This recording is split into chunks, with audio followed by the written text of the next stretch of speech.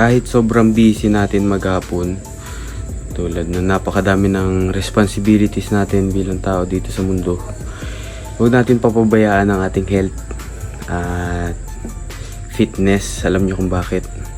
Kasi iwan man tayo ng lahat ng tao sa mundo, iwan man tayo ng lahat ng bagay, lahat ng material na bagay dito sa mundo, hindi tayo iwan ng sarili natin.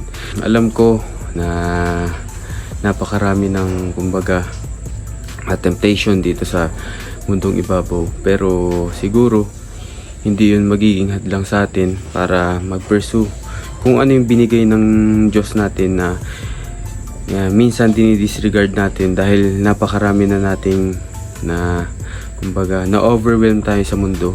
Pero andyan lamang po pala yung katawan natin na kailangan din natin alagaan para sa mas matagal nating pamumuhay dito sa mundong ibabaw.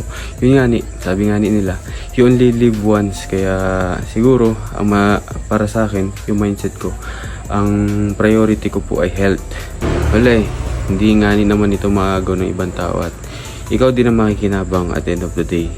Dahil wala kang ibang kakampi dito, sarili mo lang.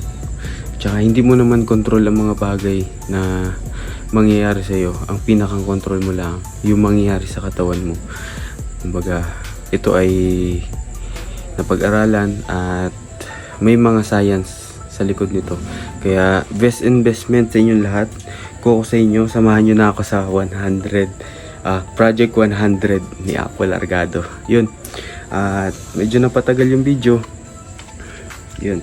Hindi lamang po ito ang mga share natin sa inyo. Marami pa pong bagay. Kumbaga, isa lamang po ito sa mga bagay na gusto kong sabihin, kumbaga, sa inyo, sa public, na bakit hindi nyo po itry na mag-invest sa inyong mga sarili, lalo na sa fitness.